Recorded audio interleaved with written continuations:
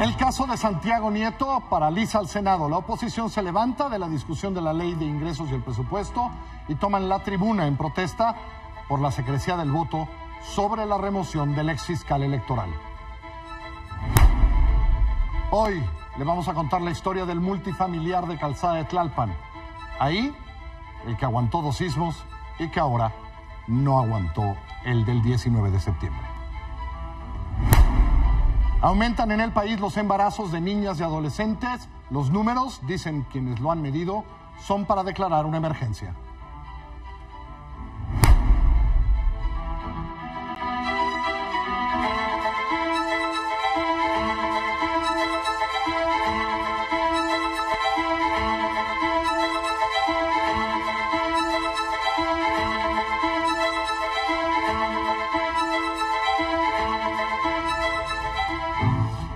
Buenas noches, ¿cómo están? Bienvenidos. Yo soy Carlos Puch, esto es Milenio Televisión, a las 10 de la noche, en este martes 24 de octubre del año 2017. La remoción de Santiago Nieto como fiscal especial para los delitos electorales hoy hizo crisis en el Senado de la República. Los senadores de oposición tomaron la tribuna para oponerse al procedimiento votado en la JUCOPO, en la Junta de Coordinación Política, que va a determinar si se remueve o se reinstala a Santiago Nieto como fiscal. La crónica de lo que sucedió hoy es de 2 de mis compañeras que estuvieron ahí siguiéndolo todo, de Silvia Arellano y Angélica Mercado.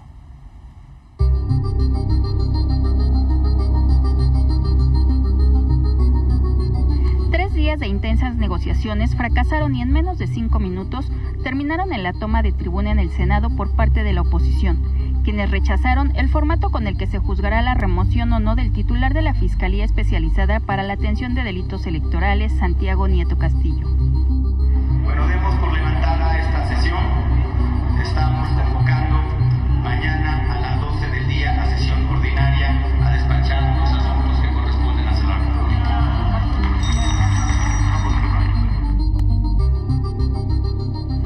Por la mañana, tras una reunión privada de casi 3 horas, la Junta de Coordinación Política, integrada por los coordinadores de todos los grupos parlamentarios, discutieron el tema. Pero el PRI y su aliado el Verde le ganaron a la oposición la votación para imponer el formato con el que se juzgará al fiscal electoral. ¿Cómo? Como deseen. Es un voto secreto como lo hacemos en todos los nombramientos. Se va a una urna. No es a través de la pantalla.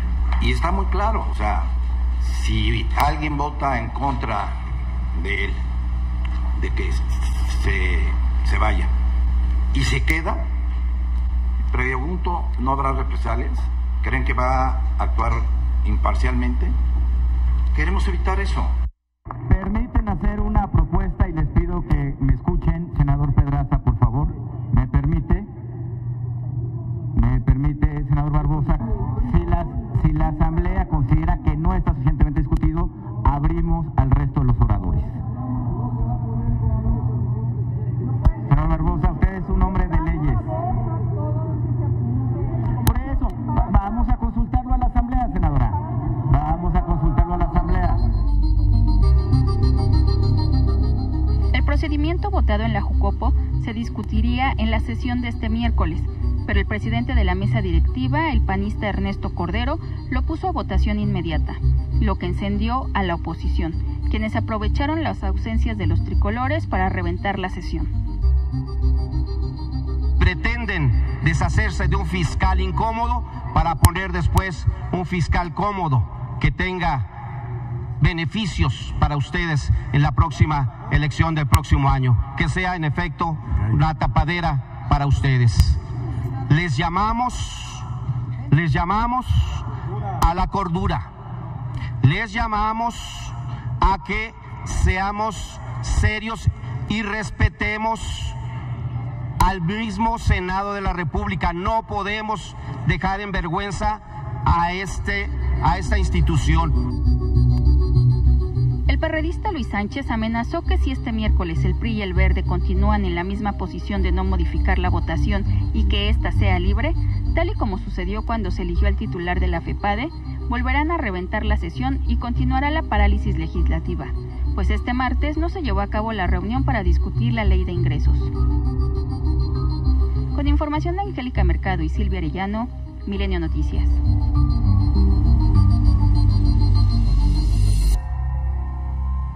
Mañana, supongo, intentarán de nueva cuenta imponer este formato, pues de nueva cuenta mañana paralizaremos nosotros las acciones del Senado. Y si alguien tiene duda cómo va a votar el PRI y su aliado el Verde, César Camacho, desde la Cámara de Diputados, pues ya lo dijo que el cese es totalmente justificado.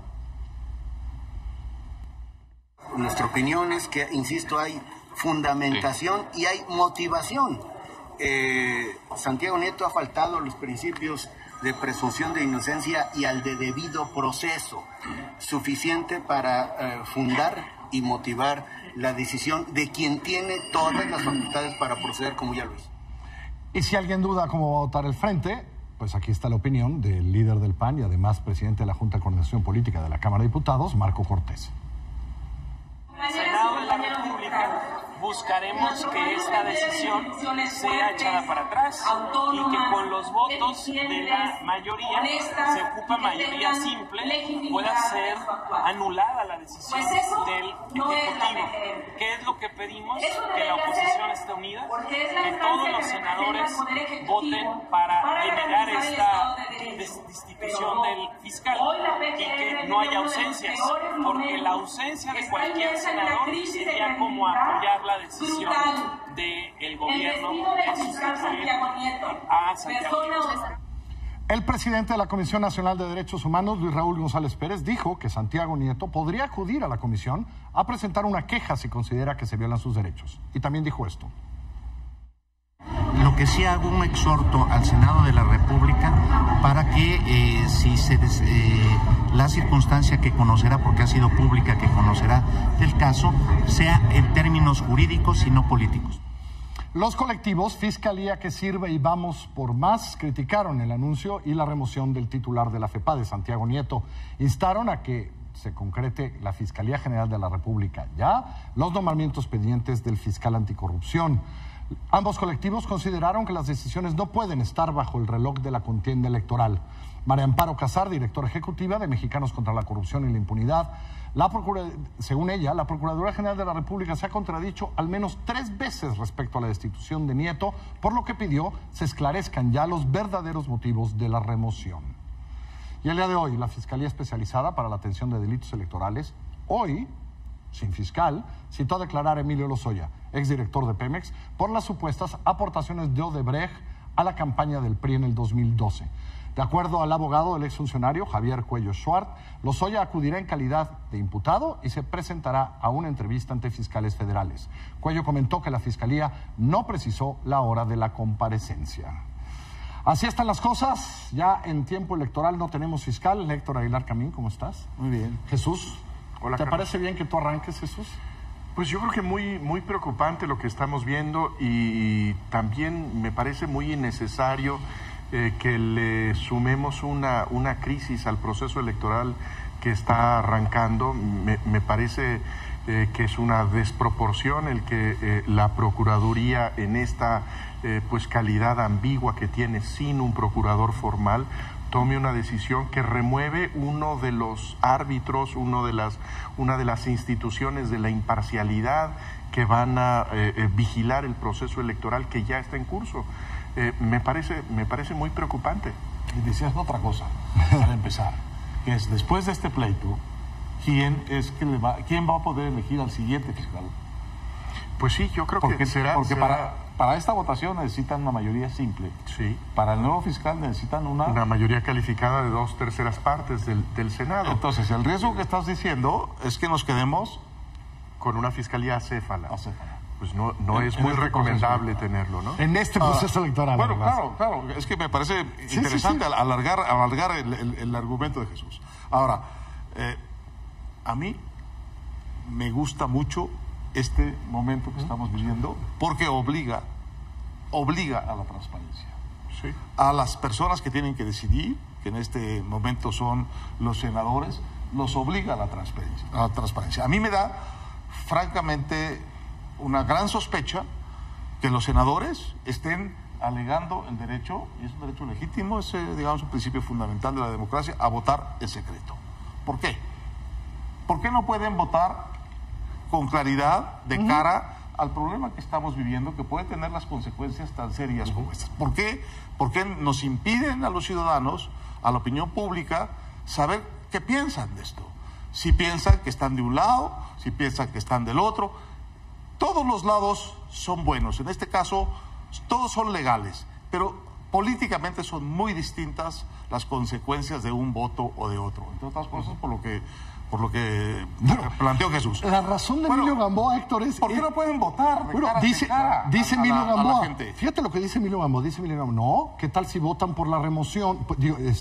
¿Qué tal si votan algunos por la remoción y luego él sí se queda por la mayoría? Y entonces, ¿qué tal si se venga el fiscal? Está pensando en una fiscalía como de los años 70, ¿no?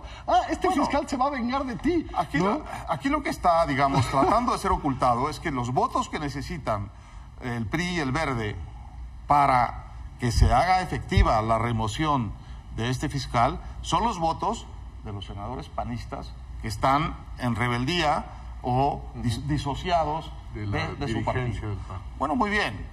A ver, son senadores de la República, no son muchachos de la escuela. ¿No pueden de frente decir qué es lo que piensan? ¿No pueden votar y argumentar? ¿No pueden ejercer la pedagogía como senadores de la razón de su voto? Tiene que ser un voto como de bancada, de complicidad, no reconocida. ¿Por qué no? A mí me parece que ¿Por qué no? Claro. Exacto. Pero a mí me parece que el golpe a la autonomía de la Fiscalía ya se dio y no me parece que podamos salir bien de esta. Si se queda mal, si se va también está mal. Es una fiscalía a la que se le ha puesto ya una estocada realmente muy grave en el proceso electoral. Porque se ha puesto en la negociación de los partidos políticos. Bueno, si algo es importante en los procesos electorales es que haya continuidad de quienes son los titulares de esos garantes de la imparcialidad. Y tan grave hubiera sido que en este momento se dijera vamos a remover al Consejo General del INE porque no nos da confianza, porque tomaron una decisión aberrante y entonces vamos a quitar a los consejeros del Instituto Nacional Electoral, como quitar al fiscal electoral. Yo creo que ya es una intervención de la que tendrá ¿de la que no se salva la elección, crees? La elección, y yo creo que serán consecuencias muy negativas. Voy a volver a tu argumento. Si se queda, dices, mal. Si se va, peor. No. Yo creo que si se queda, menos mal. Porque habrá sido una corrección democrática del Senado de una decisión burocrática de la Procuraduría. Así es. Y porque si no se queda, ¿cómo vas a elegir al siguiente? Yo estoy de acuerdo, creo que hay escenarios peores. Pero el mismo hecho de que se quede, el hecho de que se someta a votación la permanencia de un órgano de la imparcialidad trastoca los principios de la competencia, porque claramente lo vimos nosotros en lo que acabas de mostrar tú. Hay partidos que están a favor y partidos que están en contra. Esta idea de que teníamos un fiscal que podía estar por encima de las parcialidades, un nombramiento que con el respaldo que tuvo inicialmente podía conservarse institucionalmente, se rompió. Pero entonces en ese sentido le dieron ya al traste. Ya le dieron al traste. Pero hay el problema anterior de la ambigüedad de la ley. La ley es la que permite esto. La ley permite que lo corran y que no lo corran.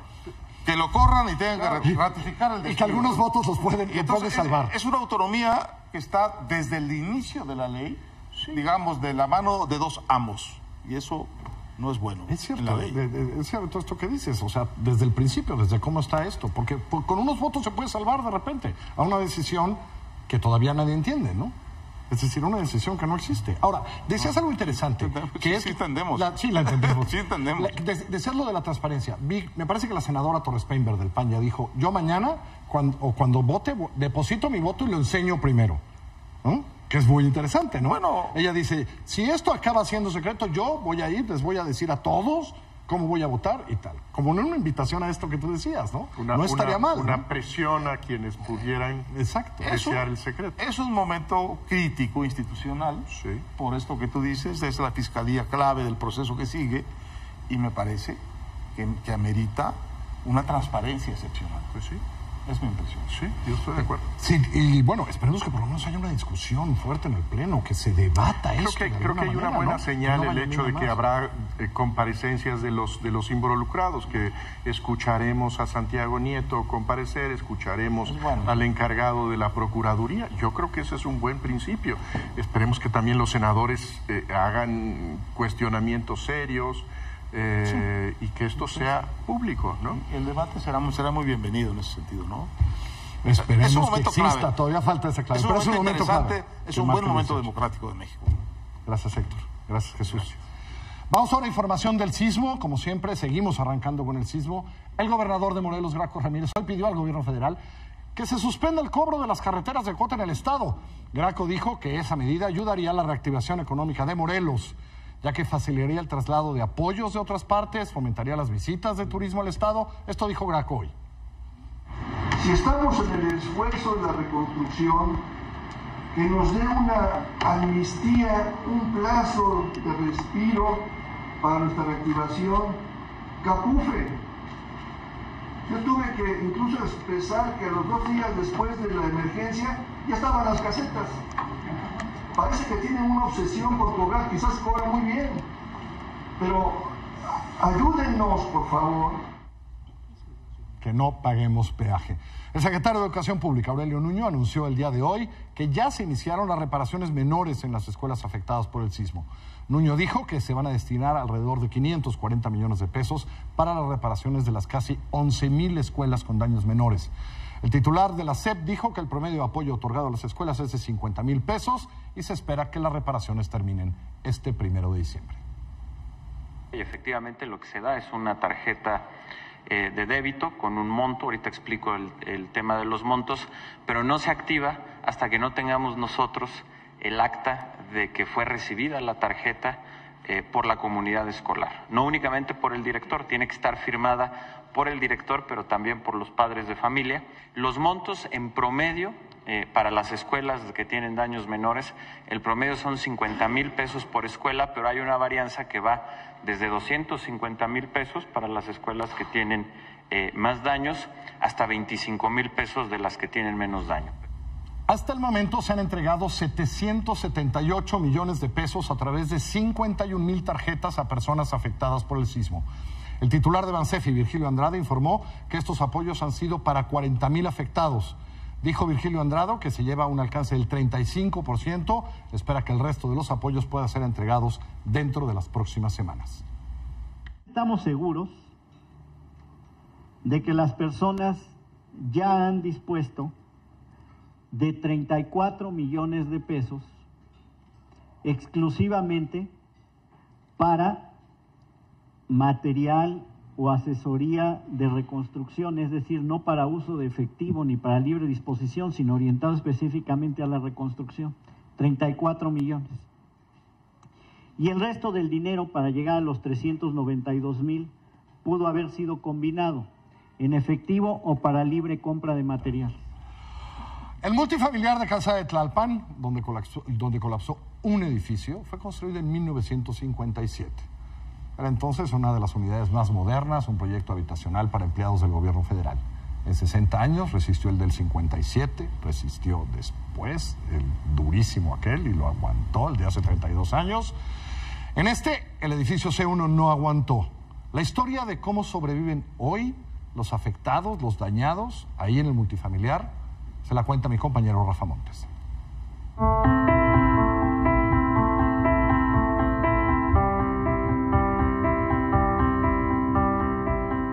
Era 1957, año de la muerte de Pedro Infante y de grandes inauguraciones en la capital. Ernesto P. Uruchurtu, el regente de hierro, estaba al mando del departamento del Distrito Federal. La ciudad estaba en pleno crecimiento. En abril comenzaban a poblarse los 10 edificios del multifamiliar de la Calzada de Tlalpan. Era muy bonito, eran casi departamentos de lujo porque era cuando empezaban las unidades habitacionales y todo alrededor era un llano. Para poder ir a comprar masa para que se hicieran las tortillas nos íbamos hasta la Atlántida, que era el único molino que había por aquí cerca. Y luego puro despoblado y nos íbamos caminando hasta Coyoacán, porque de aquí a Coyoacán había granjas y entonces había huevo fresco, nos íbamos a la carnicería hasta Coyoacán.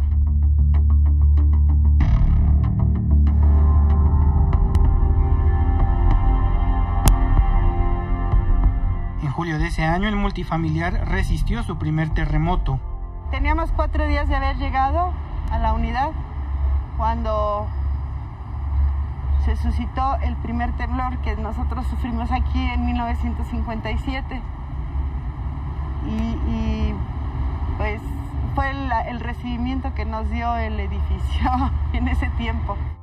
El multifamiliar fue en su época ejemplo de innovación. El proyecto de los arquitectos Jorge Cuevas y Fernando Hernández se construyó en una época en la que se buscaba satisfacer las necesidades habitacionales de los trabajadores al servicio del Estado, una burocracia que iba en pleno crecimiento.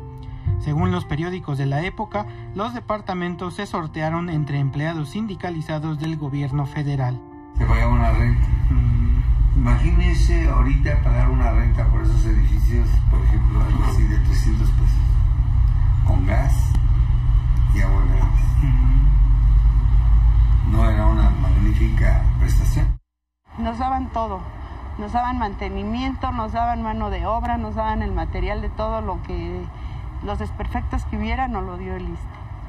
La verdad es que era un regalo en aquel tiempo.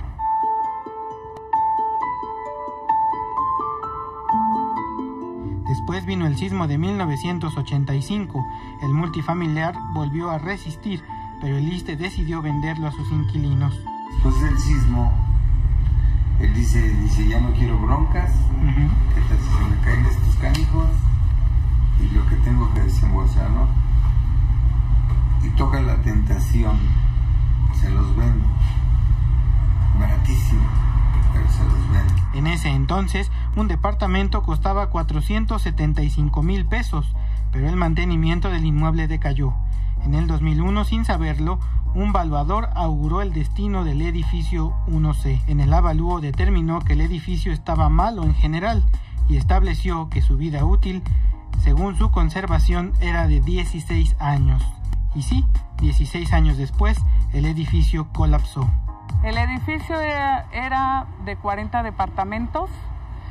En cada piso se concentraban 8 departamentos, en 4 de un lado y 4 de otro lado. Y en arriba teníamos zona para tender nuestra ropa.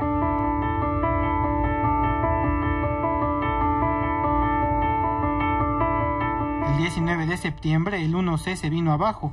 De ahí escaparon 18 sobrevivientes y 9 personas perdieron la vida. Bajo los escombros también quedaron años de recuerdos. Híjole. Pues toda mi vida, pero pues ya no está el edificio. Espero que en algún momento se vuelva a reconstruir, porque sí fuimos 40, ¿no? 40 familias que perdimos todo.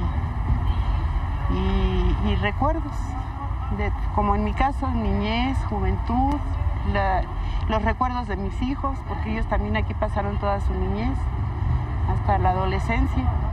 Hoy, un mes después de la tragedia, hay incertidumbre entre los damnificados. El gobierno se ha burlado de nosotros, nos ha mandado personas donde supuestamente nos van a guiar, nos han dicho que se puede pagar el valor catastral, nos han dicho que nuestro departamento pueden construirlo, pero que nosotros vamos a seguir pagando. ¿Cómo vamos a pagar algo que ya se pagó? Eso se me hace una injusticia y una burla del gobierno. Con imágenes de Hugo Armando López para Milenio Noticias, Rafael Montes. Voy a hacer una pausa. Del otro lado de la pausa, una coalición de fabricantes de automóviles de Estados Unidos piden a Trump no abandonar el Tratado de Libre Comercio. De eso y más cuando regresemos en un par de minutos. Porque eres más que solo un cliente. Hace un año lanzamos Santander Plus, el programa que le suma beneficios a tu vida. Y ahora una excelente noticia. Si cada mes recibes depósitos en tu cuenta, también vas a poder disfrutar de todos los beneficios de Santander Plus. Solo usa la banca digital una vez al mes e inscríbete sin costo a Santander Plus. Santander. Gracias a que tengo este trabajo, ahora ya puedo pensar en vivir sola. Gracias a que tengo esta chamba, puedo ahorrar para pagarme mi maestría. Trabajo en un hotel todo incluido donde consiento a todo el turismo y así apoyar a mi papá enfermo. Gracias a que tengo este trabajo, pude arreglar la casa de mis abuelos. Juntos hemos generado 3 millones de nuevos empleos formales en un solo sexenio, lo que ningún otro gobierno había logrado. Somos el sexenio del empleo. En México queremos que lo bueno siga contando. IMSS, Gobierno de la República.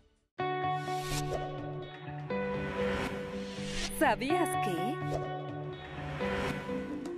A lo largo de la historia, el pan se elaboraba de manera casera.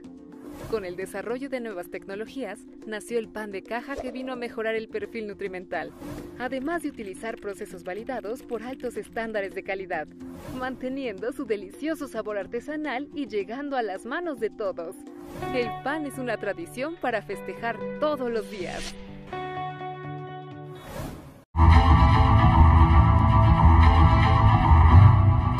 El día de hoy, el Observatorio Nacional Ciudadano y el Observatorio de la Ciudad de México dieron a conocer cifras de delitos entre enero y agosto de este año. En lo que va del año se han registrado 16.318 carpetas de investigación referentes a homicidio doloso. Las entidades más violentas en este delito son Guerrero, Baja California, Estado de México, Jalisco y Chihuahua. Homicidios culposos, hubo una disminución del 2.55% entre julio y agosto de este año. Se registraron 1.368 víctimas, la mayoría en los estados de Guanajuato, Tamaulipas, Oaxaca, Estado de México y Nuevo León. El caso es diferente para secuestros, donde hubo un aumento del 8.55%, 193 víctimas. Los estados con más casos de secuestro en este lapso son Chiapas, Estado de México y Tamaulipas. También hubo un aumento en el delito de violación. Ahí el alza fue del 8.73%.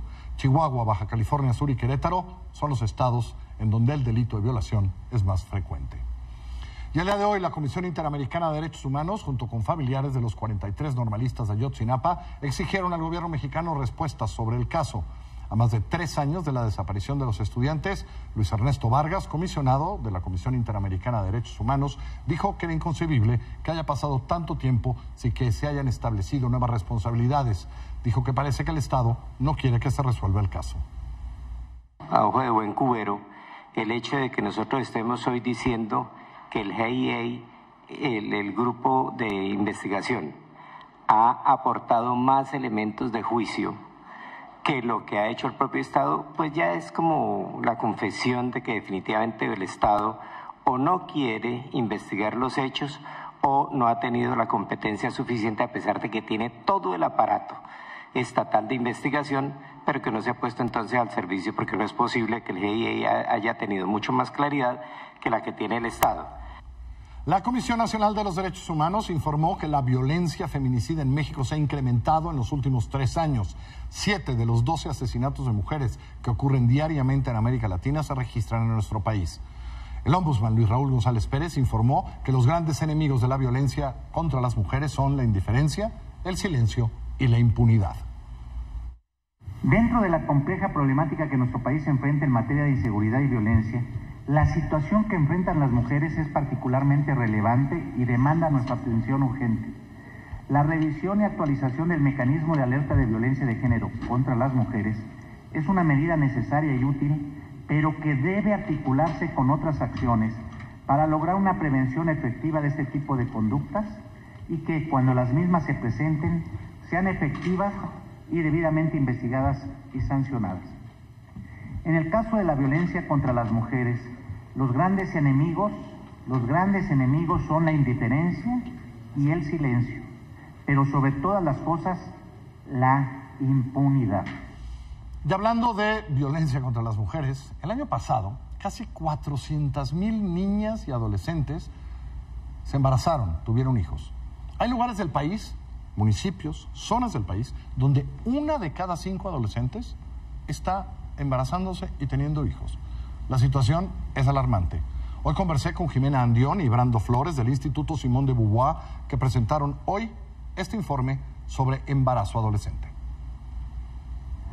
Un dato que más me preocupa es el crecimiento de los embarazos en niñas y adolescentes, en 31,000 más este año, en 2016, digamos. Es decir, ahora tenemos 395,000, un poquito más de 395,000 embarazos en niñas y adolescentes.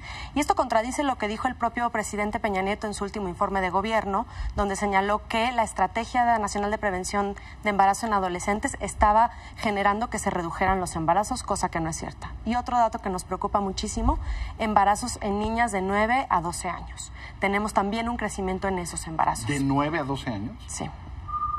Tenemos 5 casos de niñas de 9, 11 casos de niñas de 10, 55 casos de niñas de 11 años embarazadas, que obviamente pues lo que intuimos es que hay violencia sexual, hay uniones tempranas forzadas y otra serie de vulnerabilidades que están colocando a las niñas en obviamente un embarazo que no desean y que no deberían tener. Y otro de los datos que nos alarma es que cuando hacemos la investigación de campo en distintas unidades de primer nivel de salud, en unidades urbanas y rurales, nos encontramos con que el personal de salud desconoce normas que son muy importantes en este momento, como la norma oficial mexicana de salud 046, que es cómo atiendes la violencia sexual y cómo otorgas la anticoncepción de emergencia cuando la llegan a solicitar jóvenes y adolescentes. Nosotros, para hacer esta investigación, hicimos investigación de campo en 10 estados de la República. Hicimos entrevistas con servidores públicos, hicimos que jóvenes y mujeres indígenas que fueron quienes colaboraron en esta investigación fueran usuarios simulados en los centros de salud para ver qué les decían, por ejemplo, a preguntas como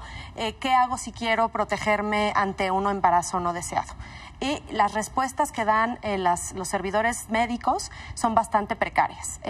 Hay desde un desconocimiento de todos los métodos anticonceptivos, les recomiendan métodos anticonceptivos semipermanentes, desconocen las normas y los protocolos oficiales, no hay traductores e intérpretes, porque otro tema para nosotras era qué tal es la atención para mujeres indígenas. ¿Tenemos una especie de distribución demográfica que podemos atender? ¿Geográfica? En este momento lo que podemos encontrar es que hay muchos estados fronterizos, estados del norte, como Chihuahua, como Coahuila, como Durango, donde se están concentrando los municipios con el mayor número de adolescentes con hijas e hijos para 2016. Pero también tienes estados peninsulares y justamente Oaxaca o Chiapas, que presentan en estas localidades más, digamos, remotas, altos índices de esta tasa de natalidad en adolescentes. Y tienes municipios que llega a más del 20% de las niñas y adolescentes embarazadas. Realmente es una emergencia nacional. Y ¿Cómo? A ver, de todas las niñas y adolescentes del municipio, 20% embarazadas. ¿O más? Así es. Hay casos como... ¿Una de cada 5 o más, o a lo mejor una de cada 4 se embarazan siendo niñas o adolescentes? Así es. Exactamente. Por ejemplo... Si es que lo recuerdas ahora. Sí, hay un municipio específico, se llama Santa Cruz, en Oaxaca, Maguarichi, en Chihuahua, que presentan más del 22% de los nacimientos en estos grupos de edad, de 9 a 19 años, e incluso más marcados todavía en 9 y 14 años. Alrededor del 65% de las niñas entre 9 y 19 años de edad dicen estar en unión libre. Y 14% estar casadas. Y eso te habla de uniones tempranas, matrimonios forzados y justamente violencia sexual. Y el otro dato interesante es que 85% de esas niñas y adolescentes que se embarazan dejan la escuela. Eso, a ver, empecemos a hablar un poco de las consecuencias, ¿no? Es decir, porque las consecuencias sociales de esta cantidad de niñas y adolescentes embarazándose, eso es lo que es terrible, ¿no? Lo que es terrible es que pone en implicaciones terribles para su proyecto de vida escolar. La mayoría dejan la escuela. Se dedican solo al hogar, tampoco tienen un futuro laboral, la mayoría siguen siendo amas de casa y además se perpetúan ciclos de pobreza. Aunque no tenemos específicamente estadísticas porque no existen de niñas y adolescentes embarazadas en pobreza, sí hay estadísticas que relatan que la mayoría de las niñas y adolescentes que tuvieron hijos a temprana edad pues van a tener menores oportunidades. Dejan la escuela, van a tener mejores oportunidades de trabajo, ya tienen que cuidar a un niño en casa, etcétera, etcétera, y tienen todas esas consecuencias. Sí, esta estadística nos dice también alrededor del 85% de las que tuvieron un hijo adolescentes en 2016 ya se dedica a trabajos del hogar, quehaceres del hogar, y solamente un 14% sigue Claro, hay un problema de salud y de riesgo en el embarazo a esa edad. Cuando me das los números de 9 a 12 años, es algo que creo que no es difícil de imaginar. Y fíjate, Carlos, otro dato que encontramos es casi más del 60% de las niñas y adolescentes embarazadas que atendió el Seguro Popular fueron atendidas por médicos generales, no por especialistas. Tal vez porque están en una zona en donde ni siquiera tenemos especialistas. Claro, pero el embarazo, como tú dices, es altamente riesgoso en niñas y adolescentes. Entonces también estamos poniendo en riesgo su vida y su salud. ¿Qué tal los números? Niñas de 11 años, de 10 años. Preocupante. Me voy ahora a asuntos políticos. El Tribunal Electoral de Coahuila validó el día de hoy el triunfo del priista Miguel Ángel Riquelme en las elecciones a gobernador de ese estado. El tribunal desechó solo 41 impugnaciones hechas por la oposición. Y aunque reconoció la existencia de algunas irregularidades, hoy dijeron que fueron insuficientes para lograr la anulación de las elecciones. Mientras eso sucedía al interior de la sala, afuera un grupo de manifestantes encabezados por los ex candidatos de los partidos contrarios al PRI dijeron que impugnarán la decisión una vez más ante el Tribunal Federal.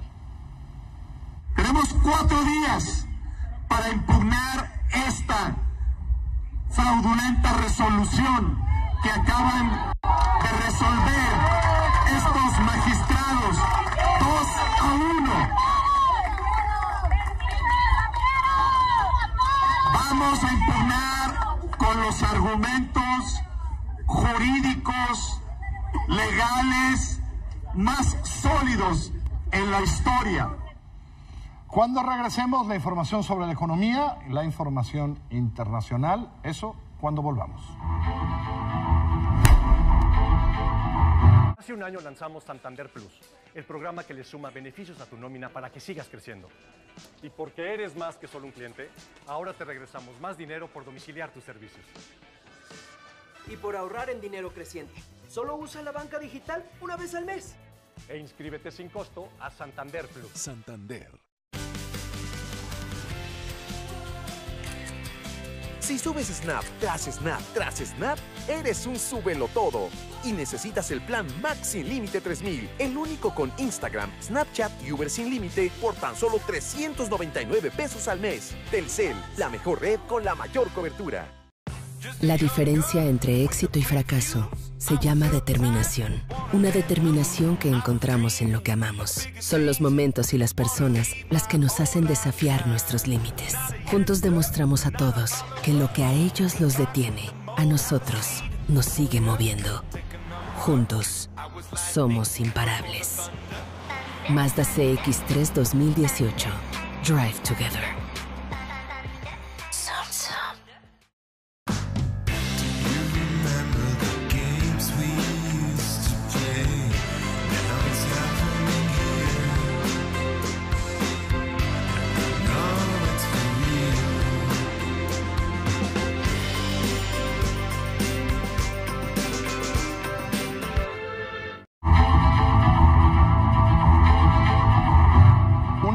De fabricantes de automóviles de Estados Unidos, que incluye a General Motors y a Ford, pidieron al presidente de Estados Unidos, Donald Trump, no abandonar el Tratado de Libre Comercio, ya que, dijeron, nosotros estamos ganando.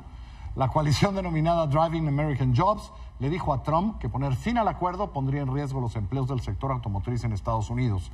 Entre otras medidas, promueven una campaña publicitaria para convencer a la Casa Blanca y a los votantes que el TLC ha impulsado la producción y el empleo en Estados Unidos.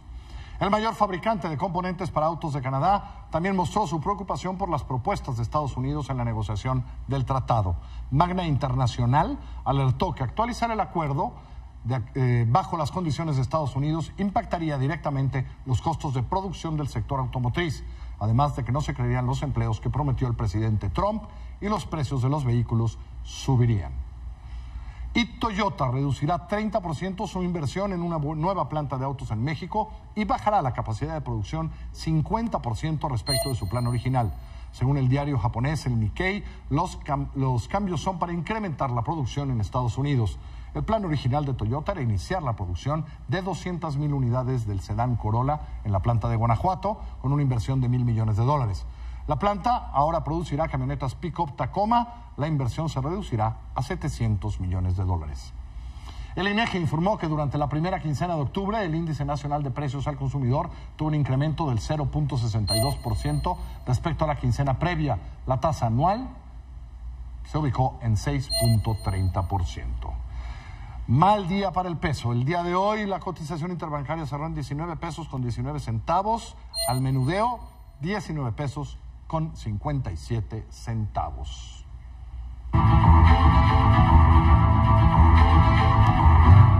En Venezuela, el líder opositor Enrique Capriles anunció hoy que podría retirarse de la coalición opositora Mesa de la Unidad Democrática porque 4 de sus gobernadores electos juramentaron ante la Asamblea Constituyente.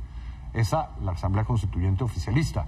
Capriles dijo que mientras Henry Ramos Alup, líder del partido al que pertenecen estos 4 gobernadores, esté en la coalición, él no va a formar parte de esa organización. Maduro finalmente encontró su oposición oficialista, su oposición roja-rojita. Mientras esté en la unidad el señor Ramos Alup, yo no voy a seguir en esa mesa. No voy a ser parte ya aquí. Llegó la hora y no voy a ser parte de una oposición, un sector de la oposición, porque no es la unidad como concepto ni como visión. Son algunos que están allí, que le tiran un hueso y lo agarran. En Estados Unidos hoy venció el veto migratorio del presidente Donald Trump que impedía la entrada de refugiados a su país como medida contra el terrorismo.